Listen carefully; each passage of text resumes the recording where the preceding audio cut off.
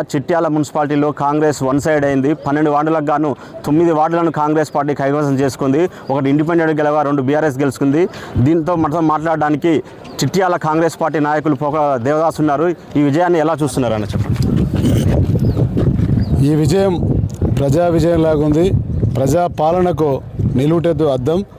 అదేవిధంగా మా ఎమ్మెల్యే గారు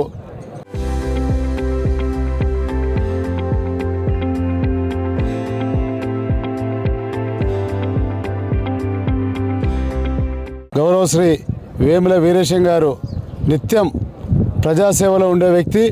ఆ ప్రజాసేవలో ఉండే వ్యక్తి శాసనసభ్యులుగా ఉన్నాడు కాబట్టి ఆయన నాయకత్వంలో చిట్యాల ప్రజలు ఆయన అభివృద్ధిని విశ్వసించి ఈరోజు బ్రహ్మాండమైన చిట్యాల మున్సిపాలిటీలో కాంగ్రెస్ పార్టీ అభ్యర్థులకు బ్రహ్మరథం బట్టి గెలిపేయడం జరిగింది. చాలా ఆనందంగా ఉంది. పనిచేసే నాయకునికి ఆయన చెప్పినటువంటి అభివృద్ధి మాటలకు అందరూ కూడా ఇప్పటివరకు అభివృద్ధి చేశారు, ఇంకా ముందు ఫ్యూచర్లో ఎమ్మెల్యే గారు చేస్తారని చెప్పేసి విశ్వసించి కాంగ్రెస్ పార్టీ చేయి గుర్తు కోట్లేసి బ్రహ్మాండమైన మెజార్టీతోటి గెలిపించినందుకు చాలా ఆనందంగా ఉంది మాకు. ఇన్ని వార్డులు కైవసం చేసుకోవడం వెనుక ఎలాంటి కృషి చేశారు?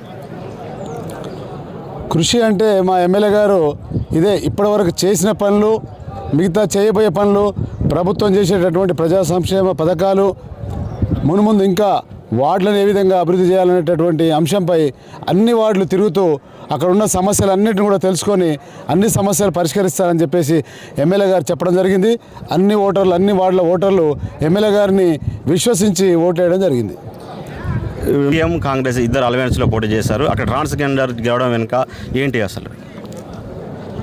ఇక ఆయన గురించి మనం మాట్లాడకపోవడమే మంచిదండి. ఆ సబ్జెక్టు మనకు ఎందుకంటే అసలు తీసుకున్నారు, వాళ్ళు చేసిన ప్రయత్నం ఏ విధంగా చేసుకున్నారో అది మాకు తెలియదు.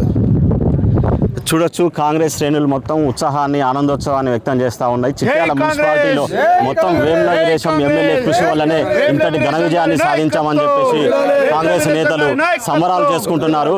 కెమెరామెన్ కృష్ణతో సతీష్, RTV నల్గొండ నుండి. Local to global news at your fingertips. మీ చేతిలో ఒక ఆయుధం. Download R TV app. Media legend Ravi Prakash is back.